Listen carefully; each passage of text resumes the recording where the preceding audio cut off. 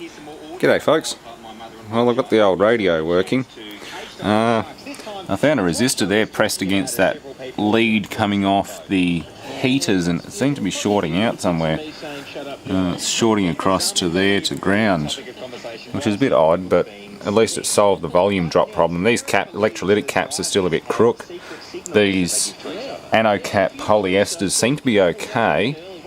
I get 0 volts off the leads going to the terminal block, and 165 to 190 off the two on the top. That's all right. Close to 300 volts coming off the other side. So it's fairly dangerous stuff if you're not experienced with it. I'm definitely not experienced, so I'm playing extra careful here. But it's pretty decent stuff. You get a lot of whistle through the speaker though, or at least on this bandwidth anyway. If I change to another station, it's not as bad, but that's not so much a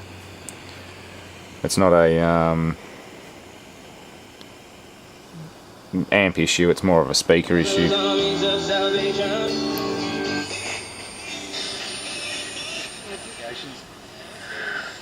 The federal government is... But the government has yet to submit its business plan to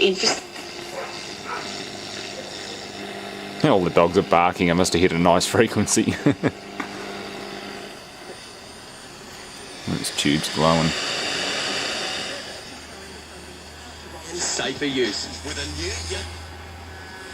This will come into effect in July after the passing of the Adoption Amendment Bill in State Parliament.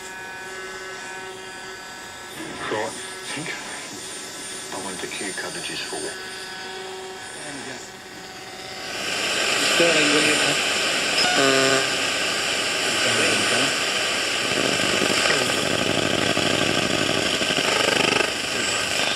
A lot of interference around. Definitely not going to get a clean signal just off this rod. I don't know what that is. No, it's not. It's an inductor or something. I'm wondering if there's an external antenna connector.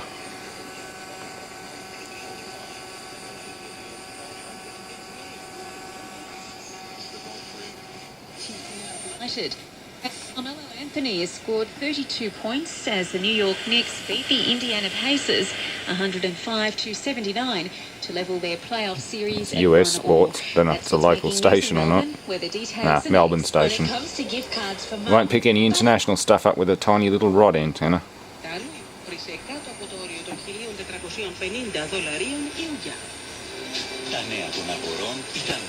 That's right on the end of the scale. It doesn't go any further.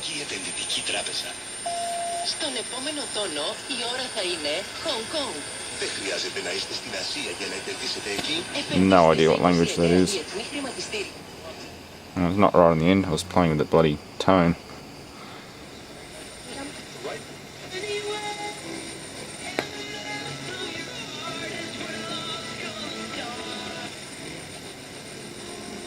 That's on the end. Right. Will help clean up the AFL. Charter spoke with us. Open row, and you give a little bit of it's just a gentle off the top of the wheel, just a little. Oh, there you go to an oncoming car. Do you guys do that? No. Can't be bothered. I do it on open road. Drop the tone. Speaker starts reverberating pretty bad, but at least the whistle goes away. And if the car got into trouble, there's like hundreds of kilometres between. 2 sockets, 2 outputs, I believe.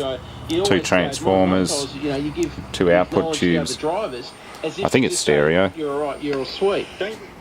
I think it's stereo. It could be push-pull, as someone suggested, but with the 2 audio TXs and 2 sockets, one's just missing its lead. So it should work. It should work as a stereo. I've just got to play with the auxiliary input and see if I can get it to work a bit better. The tubes do run reasonably warm.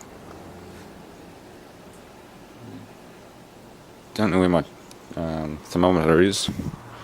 It's not on there. Yeah, I've got an infrared heat gun, and they do get pretty warm. Like, you wouldn't want to touch them now, I don't think. Yeah, keep my finger on it, that's alright. It's not burning hot, but they do have heaters inside them. That's full wave rectifier, 2 outputs, and these ones here are to do with the radio tuner. I can't remember what, I think Larry was saying what they were. Someone picked what they were. But it does work, like it's not playing up like it was the other day. That's a good thing. I did space some components apart. I'm wondering if the casings on the resistors are becoming conductive. I just sort of gave things a bit more breathing room and tested around with the ESR meter, and it seems to be okay. But yeah, if anyone's got any suggestions, let me know.